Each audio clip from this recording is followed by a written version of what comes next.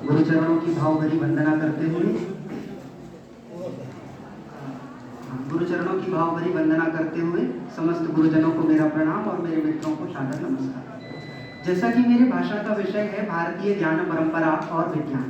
मित्रों, सबसे पहले तो मैं आपको बताना चाहता हूं कि मैं आज बड़ा ही अपने आप को गौरवशाली महसूस कर रहा हूं कि मुझे महाविद्यालय परिवार की ओर से भारतीय ज्ञान परंपरा और विज्ञान के विषय में अपने विचारों को प्रस्तुत करने का अवसर मिल रहा है।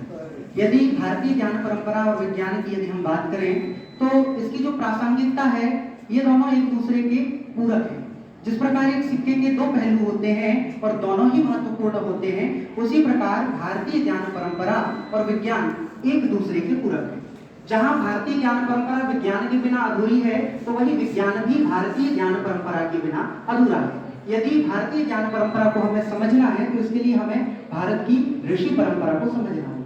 भारत की ऋषि परंपरा की यदि हम बात करें तो कुछ लोग कहते हैं भारत के जो ऋषि थे वे सन्यासी थे, लेकिन जब हम इतिहास का अध्ययन करें तो हमें पता चलता है कि 10-15 ऋषियों को छोड़कर ही अन्य जितने भी ऋषि हुए वे सभी गृहस्थ थे, और गृहस्थ ही नहीं सदगृहस्थ थे। जहां पर अत्रि ऋषि की पत्नी अनुसुईया थी, तो वहीं पर याज्ञवल्क्य जी की दो पत्नियां मैत्री और कात्यायनी थी। अब इन्हें गृहस्थ ही नहीं सदगृहस्थ कहा गया। सदगृहस्थ क्यों कहा गया?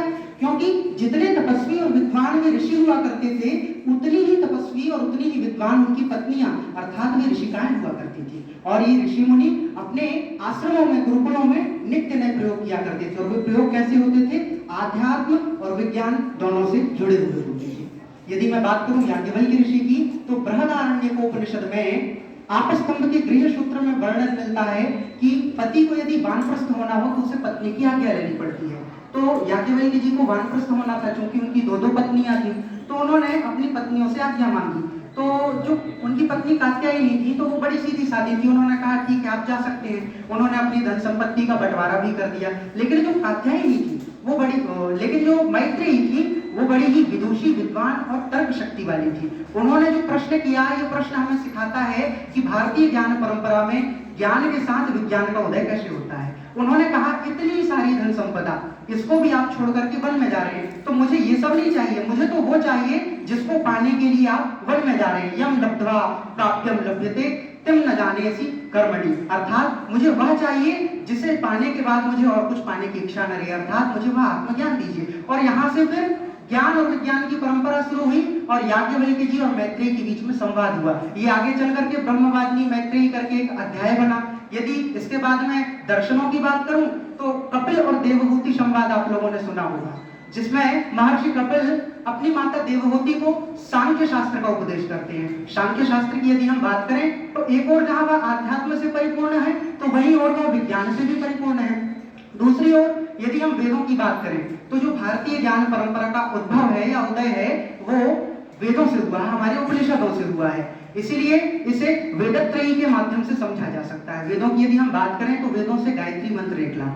आज यदि हम गायत्री मंत्र की बात करें तो जो ऋग्वेद के ऋत्विक गण हैं, वे इसकी व्याख्या में कहते हैं कि उस प्राण स्वरूप दुख नाशक, सुख स्वरूप श्रेष्ठ, तेजस्वी पाप नाशक देव स्वरूप परमात्मा को हम अपने अंतःकरण में धारण करें। वह परमात्मा हमारी बुद्धि को सन्मार्ग की ओर प्रेरित करे। अर्थात एक और जहां ऋत्विक गण इस मंत्र को बुद्धि का मंत्र बताते हैं, तो वहीं दूसरी ओर जो सामवेद के उद्दाता बंधु हैं, वे इसकी गायन में कहते हैं कि गायत्री के महामंत्र से जीवन के सब पाप हरो, सुंदर सुखी बनेगा जीवन, गायत्री का जाप करो। तो वहीं तीसरी ओर भारत के जो वैज्ञानिक हैं, जो प्राचीन वैज्ञानिक हुए वे भी, और जो आधुनिक वैज्ञानिक वे भी इस पर रिसर्च करते हैं, तो वे क्या बतलाते हैं कि गायत्री मंत्र में 24 अक्षर हैं और इन 24 अक्षरों का एक साथ एक स्वर में जब लयबद्ध गायन किया जाता है तो हमारे शरीर में 24 स्थानों पर एक तरंग पैदा होती है, जिससे एक विशेष ऊर्जा उत्पन्न होती है और वह ऊर्जा हमें उत्थान की ओर लेकर के जाती है। अर्थात मंत्र संहिता यदि देखा जाए,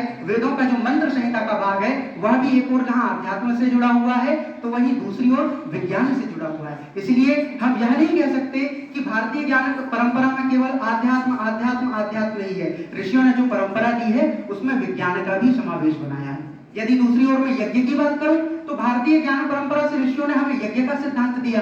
यज्ञ से केवल उन्होंने आध्यात्म को नहीं जोड़ा, यज्ञ से उन्होंने विज्ञान को भी जोड़ा। यज्ञ जब हम करते हैं तो यज्ञ के मध्य में अग्नि स्थापन के पूर्व में जल प्रसेचन की क्रिया आती है। देखिए यहाँ पर बड़े बड़े जीवों से लेकर के छोटे छोटे जीवों के साथ हिंसा ना हो, इस बात का भी विशेष ध्यान दिया गया है। यज्ञ करने से पूर्व यज्ञ के चारों ओर जल का घेरा बनाया जाता है। जल का घेरा क्यों बनाते हैं कि जो रेंगने वाले जीव हैं वो इस यज्ञाग्नि में ना जाएं और इस जल के घेरे की इसी तरफ रह जाएं, इस हेतु से कोई हिंसा ना हो, इस भाव से यज्ञ किया जाता है। तो यहाँ पर हम एक यज्ञ की जो वैज्ञानिक पद्धति है उसमें यह समझ सकते हैं कि हिंसा का जो भाव है उसको विनष्ट किया गया। साथ ही साथ यदि हम संस्कारों की बात करें तो जब हम वेद का अध्ययन करते हैं और उपनिषदों का अध्ययन करते हैं तो उसमें हमें 16 संस्कार प्राप्त होते हैं और ये 16 संस्कार हमें हमारे जीवन के आध्यात्म और विज्ञान दोनों को बतलाते हैं।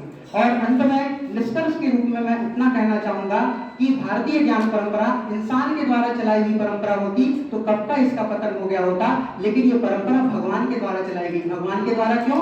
क्योंकि भारतीय ज्ञान परंपरा का उदय वेदों से हुआ है और आज भी हमारे विद्वान मानते हैं कि भारतीय ज्ञान परंपरा के अंतर्गत जो वेद हैं वे अपौरुषेय हैं, अर्थात उनकी रचना किसी पुरुष ने नहीं की है, इसीलिए यह अपौरुषेय है और यह निरंतर चल रही है, चलेगी और आगे भी चलेगी। ऐसी यह भारतीय ज्ञान परंपरा विज्ञान और आध्यात्म से परिपूर्ण है।